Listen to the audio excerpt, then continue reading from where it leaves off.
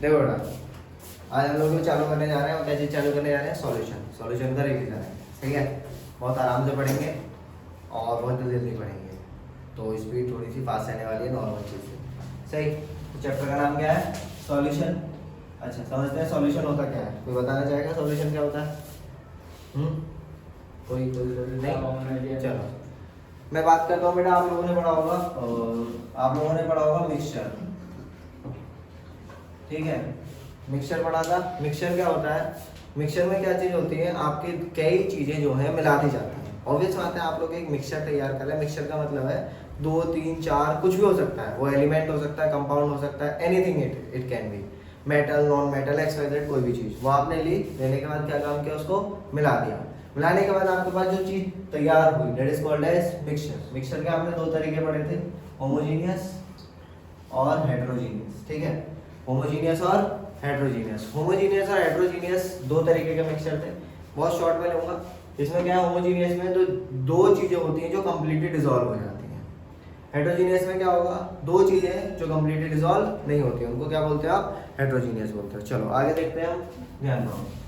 तो सॉल्यूशन क्या है? Solution is a type of mixture. ध्यान रखना, सॉल्यूशन क्या है? एक टाइप ऑफ मिक्सचर है। कैसा मिक्सचर है? होमो क्या हेटेरो? कैसा है? होमो। ध्यान रखना। तो ये क्या हो गया आपका? Solution is a homogeneous mixture, ठीक है। होमोजीनियस मिक्सचर ऑफ 2 और मोर देन 2 थिंग्स। 2 या 2 से ज्यादा चीजों का होमोजीनियस मिक्सचर मैंने बना दिया, तो वो क्या बन गया मेरा? एक सॉल्यूशन बन गया, ठीक है।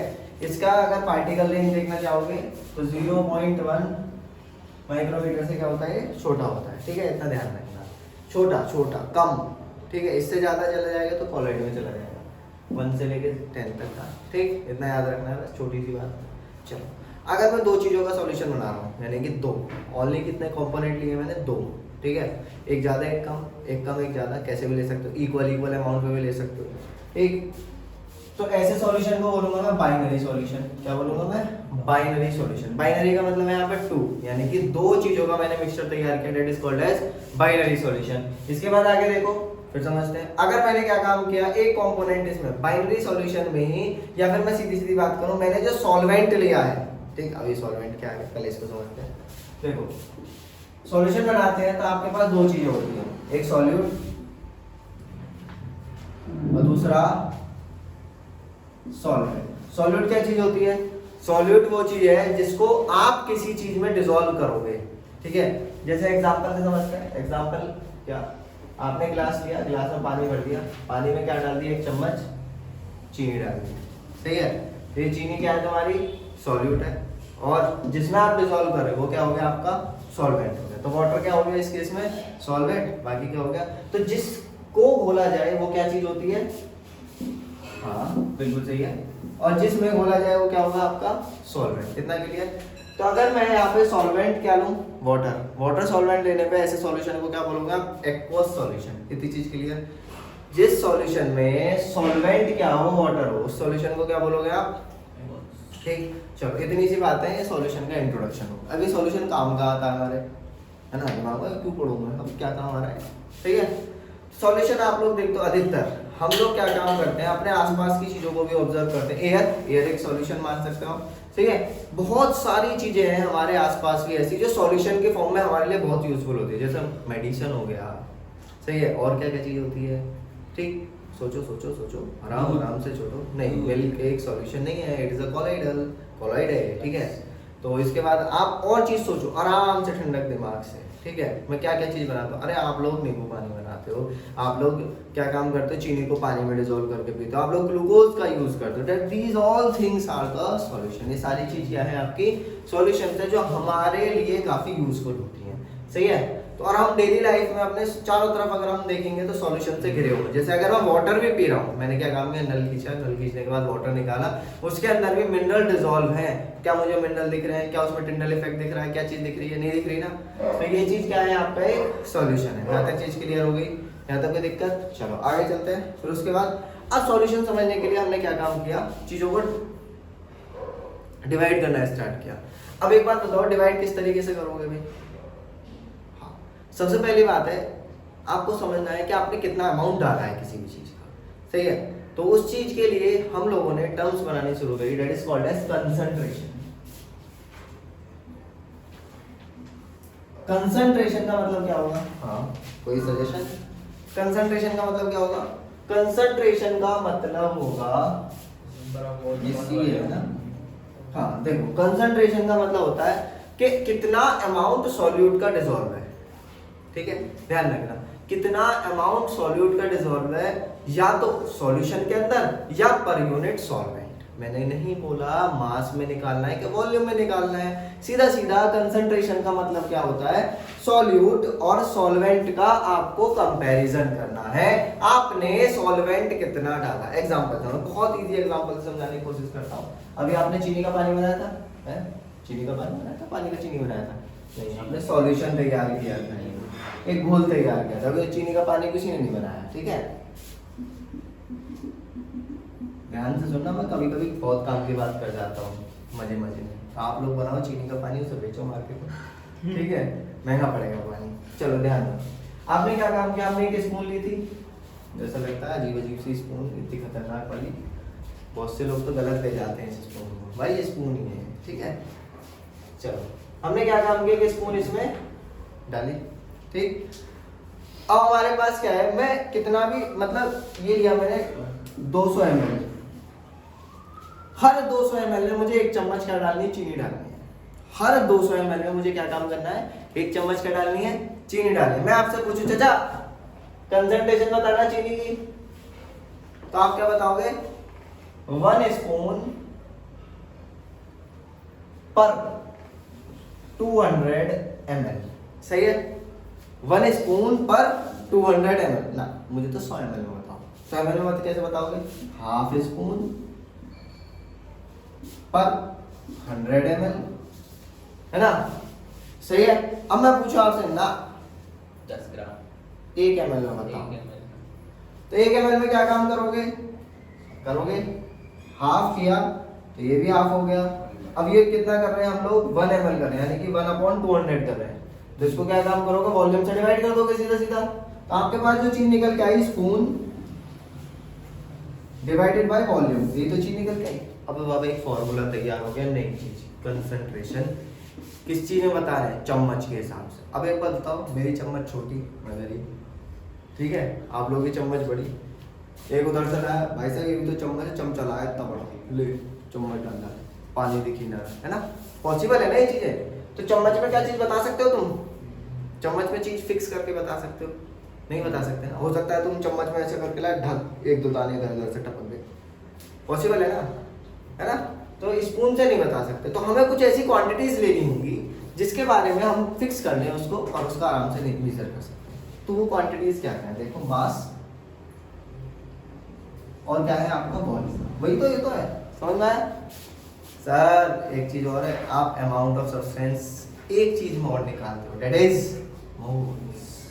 तो यानी कि मास में चलने वाली हमारी बातें पिक्चर में मत जाना, ठीक है, और किस में चलेंगी? वॉल्यूम में चलेंगी, और किस में चलेंगी? मोल्स में चलेंगी। यानी कि मैं यहाँ पे बोल सकता हूं कि इन तीनों चारों चीजों का इस्तेमाल करके मैं per unit volume of the solution या पर यूनिट सॉल्यूशन या सॉल्वेंट के लिए कोई भी चीज कैलकुलेट करूंगा तो उसको क्या कह दूंगा? कंसंट्रेशन। आसान है ना, समझ में आया ना। तो कंसंट्रेशन का मतलब इतना सा है। अब इसके लिए हमने अलग अलग टर्म बनाए, फटाफट से उनको भी देख लेते हैं, सही है। चलो उसको भी देख लेते हैं, बहुत आसान सा है। तो अभी तक क्या पढ़ा हमने? सॉल्यूशन। सॉल्यूशन क्या होता है? होमोजेनियस का हेटेरोजेनियस मिक्सचर। सॉल्यूशन एक मिक्सचर है, होमोजेनियस मिक्सचर है, ठीक। इसके दो कंपोनेंट मान के चलते हैं, कौन कौन से? सॉल्यूट और सॉल्वेंट। सॉल्वेंट क्या है? ज्यादा वाला, ऐसे याद रखोगे आप। सॉल्यूट क्या है?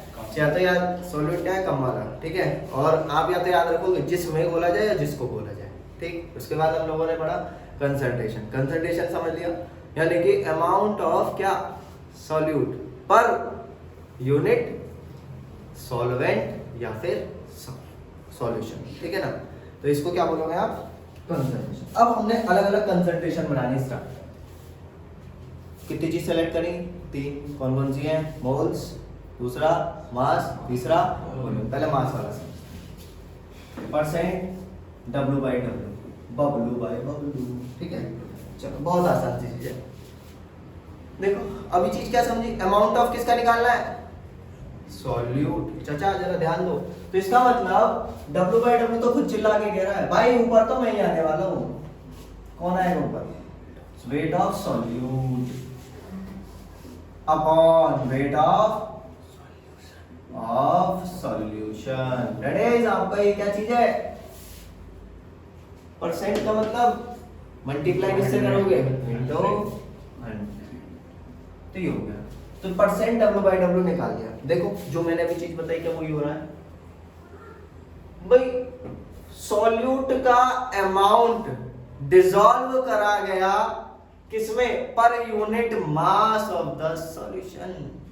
मल्टी परसेंट निकालना तो परसेंट का साइन निकाल दिया, और थोड़ी बहुत हम भी अपने थोड़ा सा रिप्रेजेंट करना, हम स्टैंडर्ड परसेंटेज निकालेंगे, है ना, बिना उसके तो बात हमारी करके बात यहीं खत्म नहीं होती, बात इसके मतलब पे खत्म होती है, समझते हैं। बहुत इंपॉर्टेंट चीज है, इसका मतलब ना बहुत इंपॉर्टेंट होता है, क्योंकि मतलब के लिए तो हम भी आई हैं, है ना, बिना मतलब के कहाँ है। चलो देखो अब देखना इसका जो मतलब निकल गया है, एग्जाम्पल से समझते हैं। आपने क्या बनाया, चीनी वाला एग्जाम्पल ले लें, हाँ ठीक है, तो चीनी वाला एग्जाम्पल लेते हैं, तो ग्लूकोज ले लेते हैं। चलो 5% W/W aqueous solution of glucose. समझ, इसका मतलब क्या है, आपको कहीं पे लिखा मिला क्या, 5% W/W aqueous solution of glucose. इसका मतलब ये है आपके पास जितना सॉल्यूशन है उसमें 5% क्या होने वाला ही है। चलो इसका मतलब ये है, देखना जरा, कि अगर आपके पास 100 ग्राम सॉल्यूशन है, अगर आपके पास कितना 100 ग्राम सॉल्यूशन बोला मैंने, ना तो सॉल्वेंट यूज किया या फिर सॉल्यूट यूज किया, मैंने क्या बोला, तो क्या हुआ है यहाँ पे 100 ग्राम क्या लिया है आपने, सॉल्यूशन लिया है, उसमें से 5 ग्राम्स क्या होने वाला है, glucose. That is the real meaning. तो आप इसमें लिख सकते हो, कैसे लिखोगे, 5 grams of glucose is present in 100 gram of solution. That is the real meaning, और जो आपके काम के आने वाली।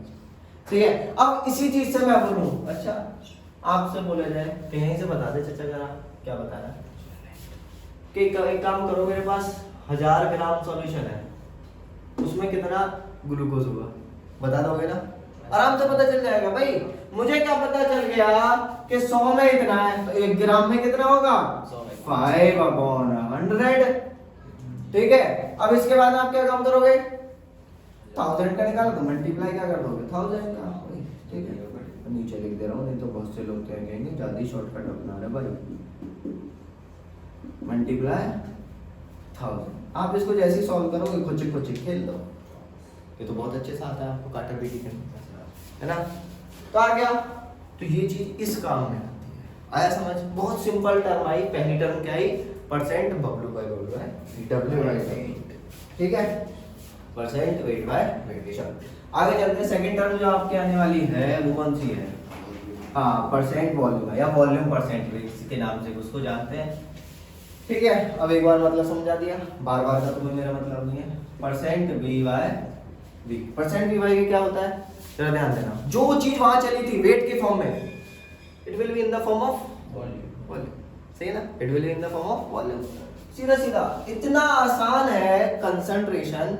अभी बताया था, क्या बताया था, amount of solute per unit solution और सॉल्वेंट, है ना, सॉल्वेंट में पर यूनिट सॉल्वेंट में और सॉल्यूशन में कितना आपका अमाउंट आपने सॉल्यूट का डिसॉल्व किया, बस वो चीज है। चलो आगे चलते हैं, तो वॉल्यूम ऑफ क्या, solute upon volume of solution, अरे गजब मजे से हो गया, है ना, इनटू 100। बहुत ठीक, मतलब वही निकल के आएगा आपका, सही है ना, मतलब वही निकालना है इसका, मतलब जो निकालोगे वो जो पुराने में था वही। जैसे कि एग्जांपल चीनी का ही ले लें, हाँ इसी के पीछे पड़ गए, कुछ और तुम्हें आता नहीं होगा। चलो यूरिया ले लो, जैसे मैंने लिख दिया 7.5% V/V urea solution, urea solution. तो इसका मतलब क्या होगा, यानी कि 7.5 ml 7.5 ml urea is present in 100 ml solution। ध्यान, सही है, 100 ml सॉल्यूशन में इतना ml क्या होगा आपका urea.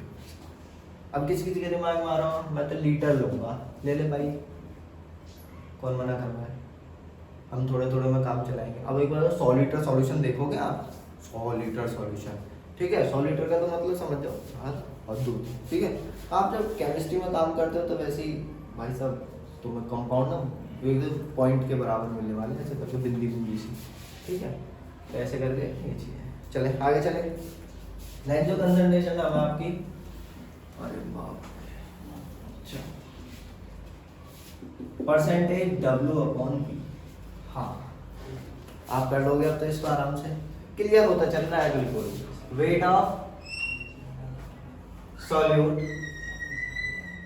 Upon volume of solution. Sir जरा इधर ध्यान देना, 1 मिनट में भाई कौन सी बात है, चलो ध्यान देना इधर।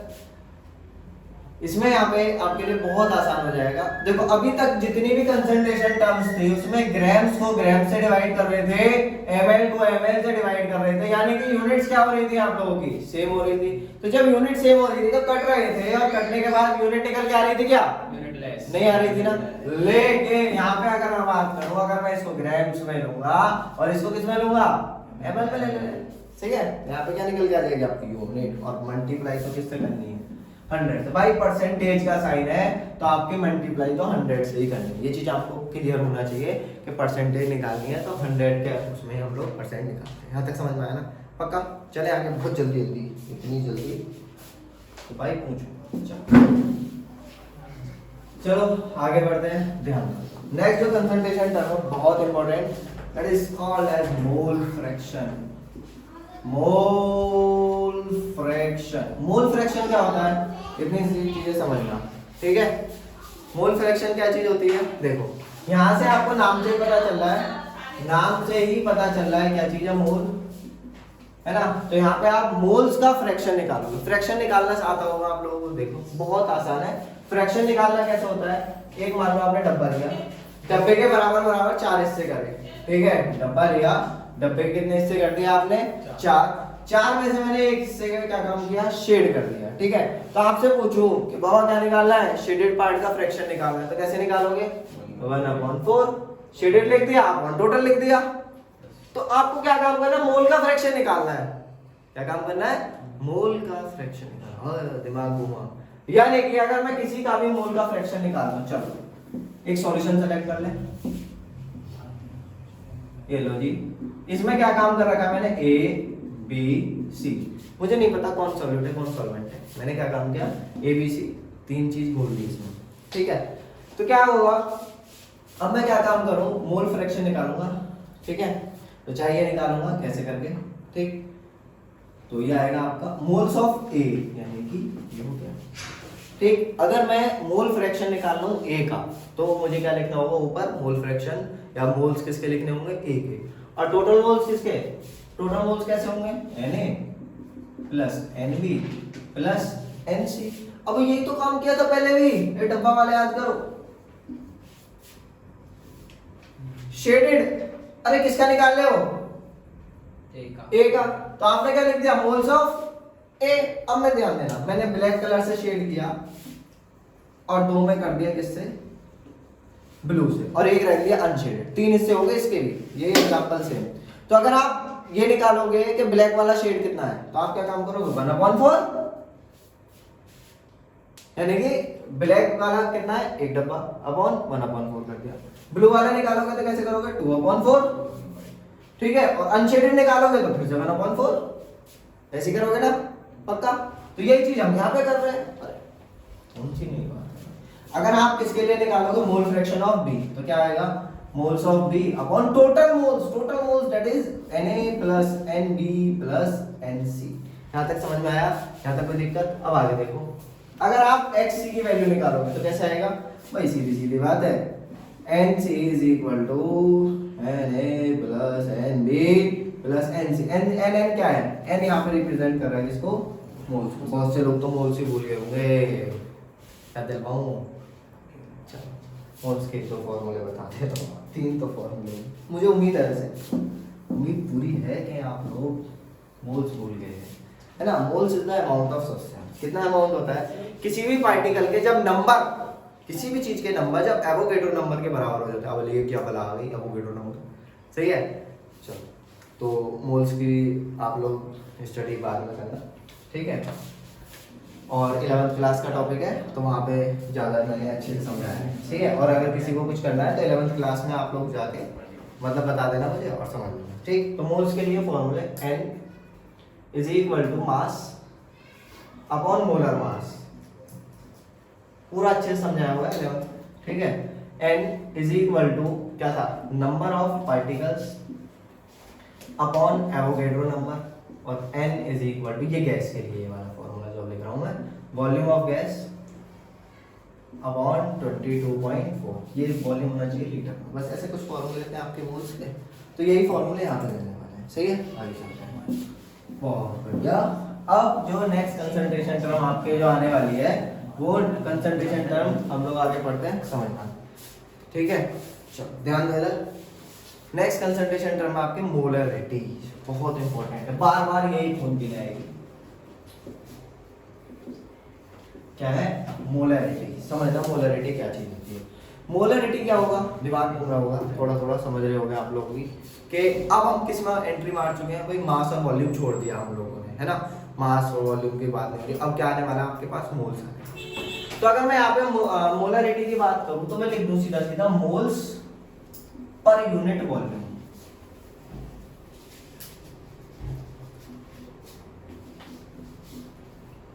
मोल्स पर यूनिट वॉल्यूम, यानी कि m is equal two moles of solute upon volume of solution. Solution किस में होना चाहिए? लीटर्स में, ठीक है?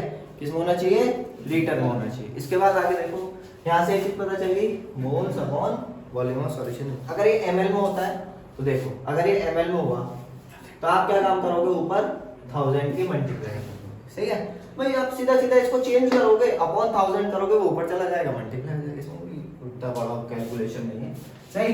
इंपॉर्टेंट बात है, यूनिट क्या है? मोल पर लीटर, सही है? इसी यूनिट को क्या बोला जाता है? मोलल, है? मोलर। क्या कहा जाता है? मोलर। यहाँ तक समझ में आया? इसमें न्यूमेरिकल करोगे, कैसे करोगे न्यूमेरिकल करने के लिए बहुत इजी सा आसान सा तरीका। सबसे पहले आपको सॉल्यूट पहचानना है, फिर यहाँ ये क्या है? सॉल्यूशन है, सॉल्वेंट नहीं, ध्यान रखना, ठीक है? तो ये क्या है आपका? सॉल्यूशन चलता आ रहा है तो सॉल्यूशन की बात है।